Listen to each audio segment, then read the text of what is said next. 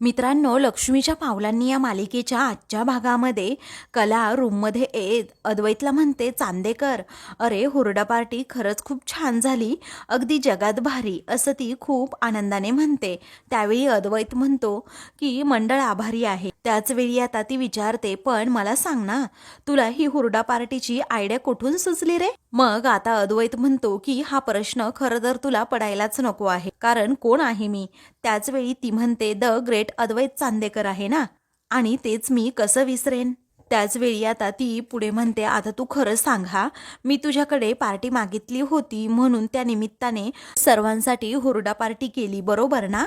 तेव्हा तो आता म्हणतो, अरे एवढी छान कॉन्सेप्ट आहे, त्याचबरोबर त्यामध्ये एक छान वाईब सुद्धा आहे, आणि सर्वांनी घरात कधी ती अजिबात एक्सपिरियन्स केली नव्हती ना. तुला तर माहित आहे ना, मला सगळ्या नवीन गोष्टी करायला आवडतात म्हणून. त्याचवेळी आता कला म्हणते, तू खोटारडा आहेस. अरे तुला ही कॉन्सेप्ट रॉकेटने सांगितली ना. अरे तूच गेला असशील त्या रॉकेटला विचारायला की खरेच्या काही आवडीनिवडी सांग रे. मग रॉकेट म्हणाला असेल, आमच्या कलाताईला ना हुरडा पार्टी खूप आवडते, कारण मगाशी बोलताना सुद्धा तू हेच बोलला होता, बरोबर ना? मग आता अद्वैत म्हणतो, जास्त डोकं चालवू नकोस. दुसरीकडे आता कलाचे बाबा हे बाहेर बसलेले असतात.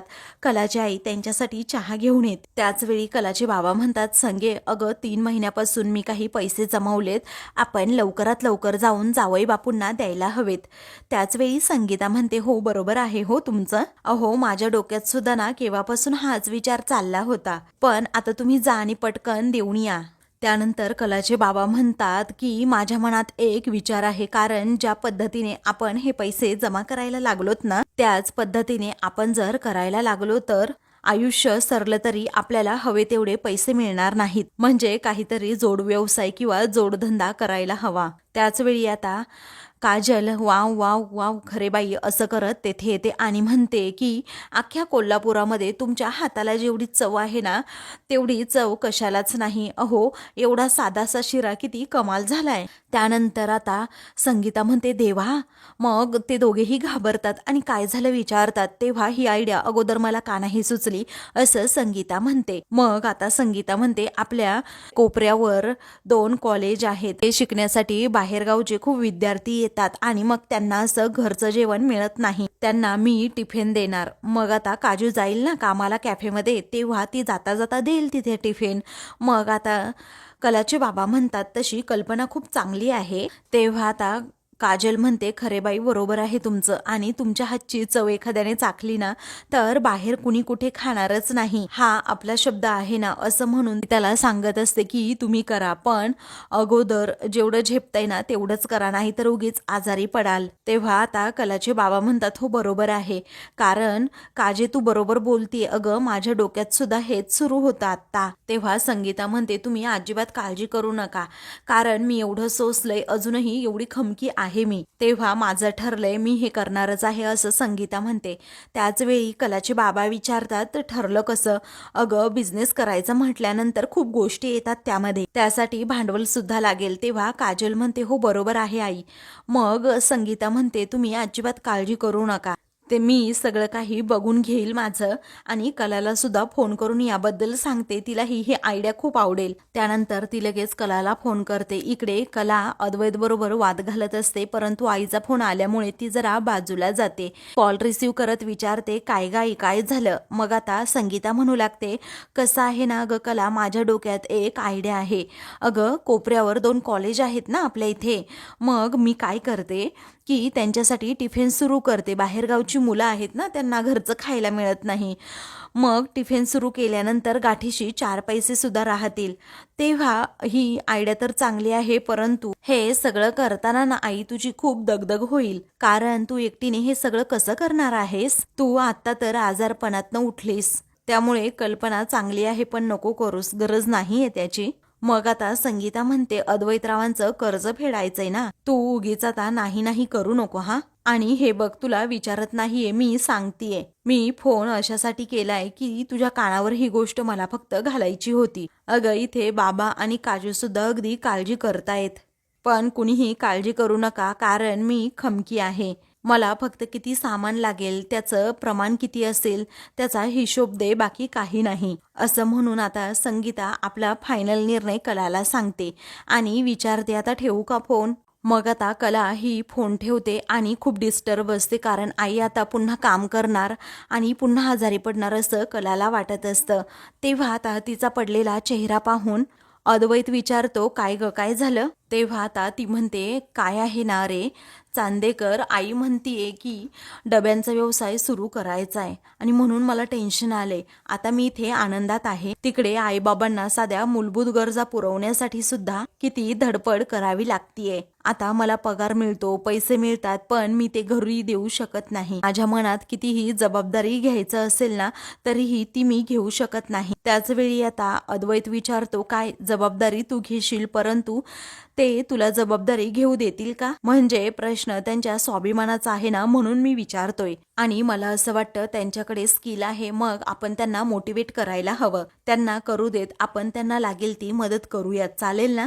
त्याच वेळी आता कला म्हणते, अरे पण बिझनेस सुरू करणं एवढंच नसतं ना त्यामध्ये, अरे गिराईक शोधण्यापासनं टेन्शन आहे. तेव्हा अद्वैत विचारतो, त्यात काय एवढं? आपल्या बिझनेसमध्ये किती लोक काम करतात आणि अनेक वर्कर अशी आहेत जी एकट्याने राहतात. आपण त्यांना सांगू शकतो, त्यांना सुद्धा घरच्या जेवणाची गरज असेल ना. तेव्हा आता कला खूपच खुश होते आणि लगेच त्याच्या पाठीमागे जाते. म्हणते, चांदेकर, अरे चांदेकर, तू किती ग्रेट आहेस, किती हुशार आहेस, हे तुला समजतंय का? म्हणजे मी फक्त एक तुला प्रश्न विचारला, तर तू त्यावर लगेच मला उपाय सुद्धा दिलास. अरे तू ग्रेट आहेस, मी मान्य करते. मग आता तो म्हणतो, नुसतं ग्रेट आहे असं म्हणू नको, तू मान्य करायला शिक जरा, कारण तुझं लग्न एका असं म्हणून तो थांबतो. तर ती म्हणते, ग्रेट माणसाबरोबर झालं, जरा कौतुक केलं की तुझं सुरूच होतं रे चांदेकर, म्हणून मी कौतुक करत नाही असं म्हणून कला त्याच्यावर हसते. तर आता तेवढ्यातच मानेंचा फोन ऑफिसमधून त्याला येतो. तेव्हा, बोला मिस्टर माने, असं अद्वैत म्हणतो. मग आता इकडे माने म्हणू लागतात की सर, आपल्या ऑफिसमध्ये म्हणजे तुमच्या केबिनमध्ये खूप उंदीर मरून पडले आहेत आणि आसपास असे केकचे तुकडे सुद्धा आहेत. तेव्हा केकचे तुकडे असं म्हणून अद्वैतला जरा धक्का बसतो. थांबा, मी आलोच असं म्हणून अद्वैत फोन ठेवतो. तर कला आता विचारते, काय झालं चांदेकर? तेवढ्यातच आता अद्वैत जरा पळतच खाली हॉलमध्ये येतो. तेव्हा कला सुद्धा त्याच्या पाठोपाठ असते. आबा आता उठतात आणि विचारतात, काय रे अद्वैत, काय झालं, तुम्ही असे पळतच का आलात दोघे जण? त्यानंतर आता अद्वैत म्हणतो, आबा, ऑफिसमधून मानेंचा फोन आला होता आणि ते म्हणाले आहेत की ऑफिसमध्ये काही उंदीर मरून पडलेत. हे ऐकताच आबांना मोठा धक्का बसतो. तेव्हा सर्वजण आता एकमेकांकडे पाहतच राहतात. मग आता अद्वैत म्हणतो, हो आई, आता कसे काय ते मला माहीत नाही, पण आजूबाजूला केकचे तुकडे पण पडले आहेत असं ते म्हणाले. तेव्हा रोहिणी, राहुल, नैना एकमेकांकडे पाहतच राहतात. त्यानंतर आता सरोज म्हणते, शी, हे किती किळसवाणं आहे, कारण आपल्या ऑफिसमध्ये आजपर्यंत हे असं कधीही झालं नाही अद्वैत. तेव्हा सरोज म्हणते, नाही, आता ताबडतोब जाऊन ऑफिसमध्ये बघायलाच हवं. चला आबा, आता निघूयात आपण. मग आता आबा विचारतात, पण असं अचानक कसं घडलं असेल? तेव्हा अद्वैत म्हणतो, आबा, अहो मी म्हटलं की आपण प्रत्यक्ष जाऊन बघूयात, म्हणजे आपल्याला कळेल नक्की काय घडलंय. तेव्हा सर्वजण आता लगेच तिकडे ऑफिसमध्ये जायला निघतात. तर आता रोहिणी रागातच राहुलला विचारते, काय केलंस बावळट हे? मग आता तो काहीच बोलत नाही आणि मग नंतर तो म्हणतो, निघायचं का? ती म्हणते, काय निघायचं का? अरे इथे सगळा घोळ होऊन बसलाय, म्हटलं होतं ना अंगलट येईल हे प्रकरण, असं म्हणून ती आता खूपच चिडते आणि लगेच जायला निघते. तेव्हा नैना आता म्हणते, राहुल, टेन्शन घेऊ नको, आपल्या अंगावर हे प्रकरण शेकणार नाही. तेव्हा आपण करूयात ना काहीतरी वेगळं, असं ती जेव्हा म्हणते ना, तेव्हा राहुल म्हणतो, गप्प बस हा, आता जर काही झालं आणि माझ्या अंगावर हे प्रकरण आलं तर मी काय करणार आहे, तुझ्या अंगावर ढकलून देणार आहे. कारण तू काय करते नेहमी, जर तुझ्यापर्यंत ज्या गोष्टी येतात तू दुसऱ्यांच्या अंगावर ढकलून देते, आता मी सुद्धा सेम तसंच करणार, असं म्हणून तो आता तेथून. तर नैना सुद्धा आता खूपच टेन्शनमध्ये येते. इकडे माने आणि सर्वजण ऑलरेडी ऑफिसमध्येच असतात. तेव्हा घरातील सर्वजण तेथे येतात आणि लगेच खूपच वास येऊ लागतो, त्यामुळे सर्वजण नाकावर रुमाल धरतात. मग आता माने म्हणतात तुमच्याच केबिनमध्ये उंदीर मरून पडले आहेत. शेवटी तुमच्या केबिनमधून तिथून दुर्गंधी येत होती. साफसफाईवाल्या मावशींना बोलवलं. मग त्या आतमध्ये गेल्यानंतर किंचाळल्या. त्यांनी आम्हाला सांगितलं की खूप उंदीर मरून पडलेत आणि त्या उंदरांजवळ केकचे तुकडे सुद्धा पडले होते. त्याच वेळी सरोज आता म्हणते हा केक आला कुठून आणि अद्वैतच्या केबिनमध्ये डायरेक्ट, असं म्हणून आता ती जरा टेन्शनमध्येच येते. तर कला अद्वैत एकमेकांकडे पाहतच राहतात. त्यानंतर राहुल आता मनातच विचार करतो हा अद्वैत ना खोलात शिरणार आता या प्रकरणाच्या आणि तो बरोबर मला पकडणार, माझी वाट लावणार, या विचाराने राहुल घाबरतो.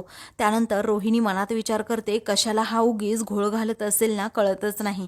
आता याला यातून कसा बाहेर काढायचा ना याचा विचार अगोदरच करून ठेवला पाहिजे. त्यानंतर साफसफाईवाल्या काकू म्हणतात की मला तर वाटतंय ना त्या केकमध्ये काहीतरी विषारी पदार्थ असणार, नाही तर उंदीर असे कधीच मेले नसते, कारण ते विष खाऊन मरतात ना तसे मरून पडले आहेत.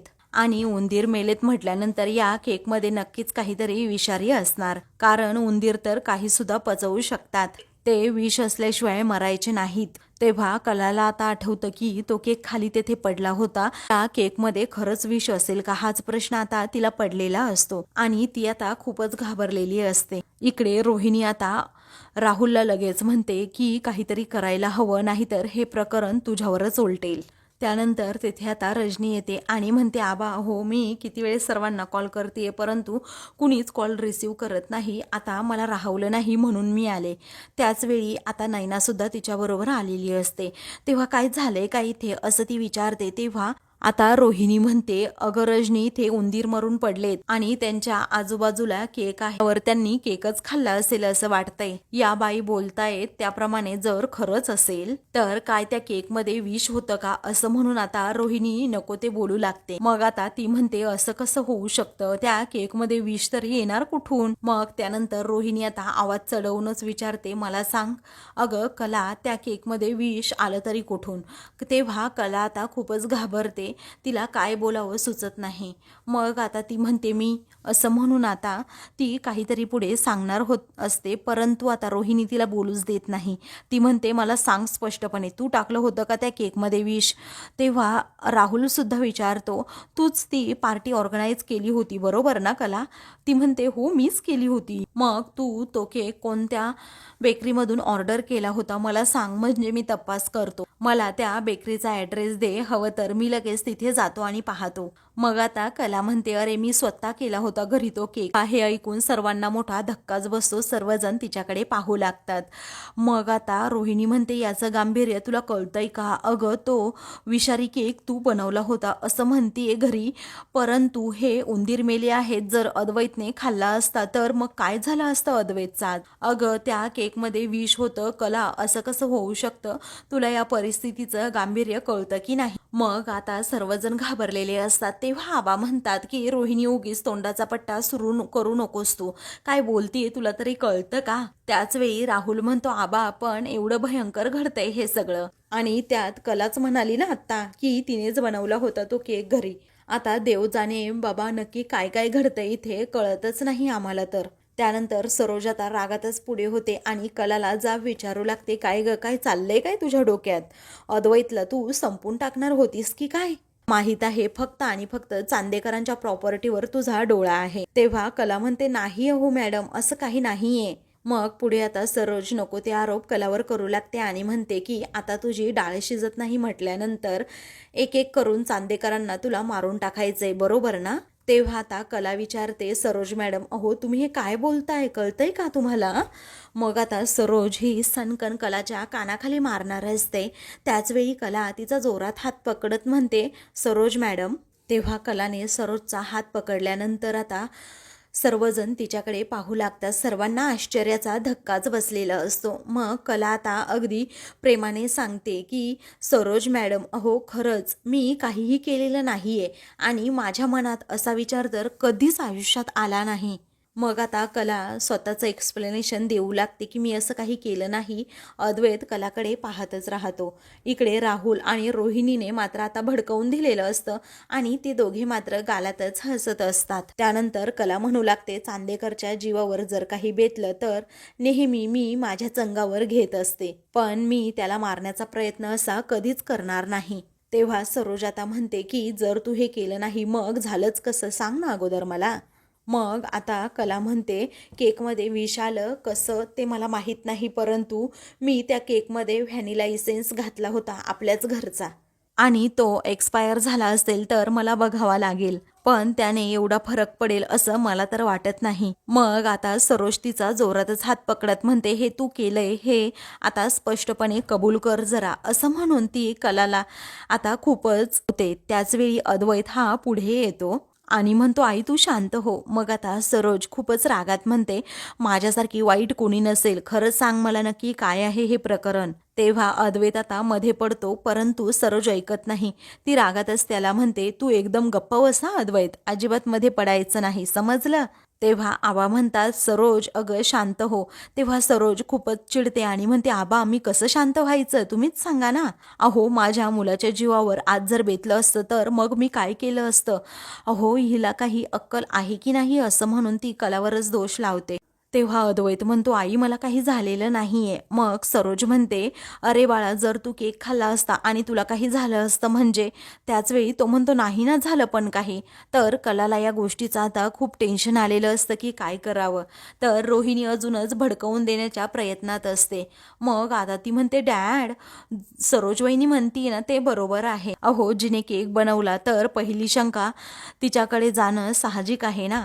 त्यावेळी आबा म्हणतात रोहिणी काही सुद्धा बोलायचं नाही, आता वातावरण तू उगीच बिघडवू नकोस. अगं आपल्याच लोकांवर तू कशी अशी शंका घेऊ शकतेस. मग आता रजनी म्हणते कला असं कधीही करणार नाही याची मला पूर्णपणे खात्री आहे.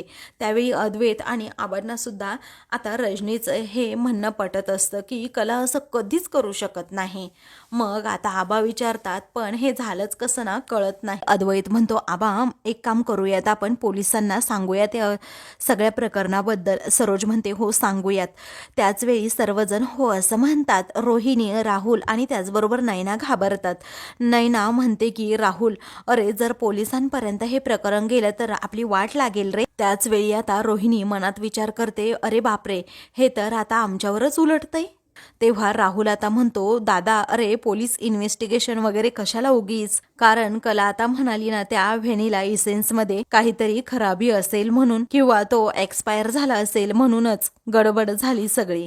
आणि तसंही आजकाल प्रत्येक पदार्थांमध्ये थोडं थोडं करून का होईना विष असतंच ना. हे असे सगळेच पदार्थ कुठे विष असतात हो नाही का. मला असं वाटतं की चुकून झालं असेल. त्याचवेळी आता अद्वैत म्हणतो की नाही राहुल मला असं वाटतंय की नक्कीच काहीतरी गडबड आहे, त्यामुळे पोलिसांना आता इन्व्हेस्टिगेशन करू देतच. तर आता कला ही खूप टेन्शनमध्ये येते, काय करावं तिला सुचत नाही. मग आता ती एकदमच शांत होते आणि अद्वैतकडे पाहत असते. तर आता दुसरीकडे संगीता आणि काजल या दोघीही सामान घरी घेऊन येतात. मग आता काजल म्हणते आपण काय करतो आपल्या मित्रांना सांगतो कॉलेजमध्ये कुणाला डबा हवा आहे ना मग ते विचारतील किंवा एक नोटीसच लावू. आता कलाताईच्या ऑफिसमध्ये सुद्धा मला विचारायला हवं. मी एक काम करते कलाताईला कॉल करू का असं काजल विचारते. संगीता म्हणते हो कर ना. त्यानंतर आता हो लाव ना बाळा फोन पटकन असं आता कलाचे बाबा म्हणतात. तेव्हा मी फोन अगोदर स्पीकरवरच टाकते असं म्हणून काजल कलाला कॉल करते. त्यानंतर आता कलाला इकडे फोन आल्यामुळे ती लगेच जरा बाजूला जाते. तर आता सरोज लगेच तिच्या पाठोपाठ जाते. मग आता इकडे कला कॉल रिसीव करते आणि हॅलो आई अगं मी तुला नंतर कॉल करते ना असं ती म्हणते. त्याचवेळी आता संगीता विचारते काय झालं. कलाच्या हातातून मोबाईल ओढून घेत आता लगेच सरोज ही म्हणते काय हवा पाण्याच्या गप्पा मारायला फोन केला आहे की चकाट्या पिटायला. तेव्हा आता सरोज मॅडम काय झालं सगळं काही ठीक आहे ना असं संगीता काळजीनेच विचारते. तेव्हा सरोज म्हणते काय झालं, कारण आमच्या ऑफिसमध्ये तुमच्या मुलीने काय करून ठेवलंय याची कल्पना असेलच ना तुम्हाला. तेव्हा संगीता विचारते काय झालं सरोज मॅडम, अहो काय बोलताय तुम्ही. तेव्हा सर्वजण आता घाबरलेले असतात. आता कलाने काय केलं प्रश्न त्यांच्या समोर असतो. त्यानंतर आता संगीता विचारते हो सांगा ना काय केलं कलाने. त्याचवेळी सरोज म्हणते तुमच्या मुलीने सेलिब्रेशनच्या नावाखाली मुलीने केक बनवला घरी आणि त्यामध्ये विष घालून माझ्या मुलाला मारण्याचा प्रयत्न केला. आता हे ऐकताच इकडे संगीताला काजलला त्याचबरोबर कलाच्या बाबांना खूप मोठा धक्का बसतो आणि ते पूर्णपणे कोलमडून जातात. त्यांना माहीत असतं आपली कला असं कधी करणार नाही. त्याचवेळी सरोज आता म्हणते, मला वाटलं होतं तुम्हाला तर माहीत असेल आणि काहीतरी अपडेट घेण्यासाठी तुम्ही हा कॉल केला असेल. तर कलाला आता खूपच टेन्शन येतं की सरोज मॅडम माझ्यावर नको ते आरोप करतायत. तेव्हा तिला काय करावं हे सुचत नाही. तर दुसरीकडे संगीता पूर्णपणे कोलमडते. त्यानंतर सरोज म्हणते, कसं आहे ना, काहीही झालं तरी आमच्या प्रॉपर्टीवर तुमचा डोळा आहेच. अहो, लग्नापासून सगळे प्रयत्न करून झाले आहेत तुमचे, पण शेवटी आता काही होत नाही म्हटल्यानंतर तुम्ही तर अक्षरशः चांदेकरांच्या जीवावरच उठलात. मी तुम्हाला आता अजिबात सोडणार नाही असं म्हणून आता सरोज नको ते बोलू लागते आणि आरोपच संगीतावर करू लागते. त्याचवेळी आता कला म्हणते, तुम्ही काय बोलताय सरोज मॅडम, तुम्हाला तरी कळतं का? मग सरोज म्हणते, गप्प बसा तू, अजिबात मध्ये बोलू नकोस. अगं मी जे बोलतीये ना ते अगदी बरोबर बोलतीये आणि जर तुला टोचत असेल ना तर मी अजूनच बरोबर बोलती असं म्हणून आता ती कलालाच एकदम गप्प करते. त्यावेळी आता कलाला खूप टेन्शन येतं. मग आता संगीता रडत असते. त्याचवेळी ती सरोजला म्हणते, सरोज मॅडम, अहो तुम्ही आमच्या कलाला आत्ता ओळखताय का? ती असं कधीच करू शकत नाही. मग तुमचा काहीतरी नक्कीच गैरसमज होत असेल, तुम्ही असं बोलू शकत नाही, संगीता म्हणते. तेव्हा तुमच्या मुलीने खूप मोठा घातपात करण्याचा प्रयत्न केला होता. मोठ्या शिताफीने प्रयत्न करूनही तिचा हा प्लॅन फसला. तरीही तुम्हाला तुमच्या मुलीवरच विश्वास आहे असं रागातच सरोज म्हणते. तेव्हा संगीता म्हणते, नाही हो, तुम्ही काहीतरी वेगळंच बोलताय. माझी कला असं कधीही करणार नाही म्हणजे नाहीच. त्याचवेळी आता संगीता म्हणते, ओ तुम्ही तुमच्या या कलावर, तुमच्या मुलीवर एवढाही विश्वास ठेवू नका. तेव्हा पुढे आता सरोज म्हणते, अजिबात काही पुढे बोलायचं नाही. आता तुम्ही गरिबीचं फक्त सोंग घेताय ना, तुमची अशी वाट लावणार आहे मी. तुमच्या मुलीला मी खडी फोडायलाच तिकडे जेलमध्ये आता मी पाठवणार आहे. अजिबात तुम्ही आता यापुढे काहीही बोलायचं नाही असं म्हणून आता रागातच सरोजी फोन ठेवते आणि लगेच तेथून कलाच्या हातात मोबाईल टेकवत तेथून जाते. तर आता कलाला खूपच टेन्शन येतं आणि ती बिचारी आता रडत असते. तर दुसरीकडे आता संगीताला टेन्शन आल्यामुळे तिची छाती खूप दुखू लागते. तर कलाचे बाबा आणि लगेच काजल हे म्हणतात, तू शांत हो, जास्त त्रास करून घेऊ नको. आणि तिला आता चक्कर येऊ लागते. तेव्हा आता काजल म्हणते, आई अगं तुला माहीत आहे ना, आपल्याला अजून खरं काय आहे ना ते माहीत नाही. त्यामुळे तू अजिबात टेन्शन घेऊ नको, जरा शांतच राहा असं म्हणून ती आता तिच्या आईला समजावते. तर आता मित्रांनो, पुढील भागामध्ये नैना एक प्लॅन करते आणि म्हणते की कला ना आता वाटण करायला बरोबर इकडे येईल असं म्हणून ती मिक्सरचं बटन असतं ना ते चालू ठेवते. कला आता नेमकी त्या मिक्सरच्या भांड्यामध्ये मसाला टाकते आणि बटन चालू करणार तितक्यातच खाली मिक्सर फिरत असतो. त्याच वेळी आता इकडे कला खूप जोरात ओरडते. मग नंतर आता सर्वजण तिच्याकडे जातात. तेव्हा आता कलाच्या हाताला थोडी जखम होते. मग अद्वैत रूममध्ये येऊन त्यावर मलम लावत असतो. तेव्हा कला आता म्हणते की चांदेकर, अरे ज्या दिवशी तुला पुरस्कार मिळणार होता ना त्याच दिवशी तुझ्या गाडीसमोर नेमके ते गुंड आले होते आणि त्याचबरोबर हा विषप्रयोगसुद्धा झाला. असं कुणीतरी आहे ज्याला तुझं यश पाहावत नाही आणि याचा शोध घेतलाच पाहिजे. तेव्हा अद्वैतसुद्धा कलाकडे पाहतच राहतो. अशाच मालिकेंचे पुढील भाग पाहण्यासाठी चॅनलला सबस्क्राईब करा.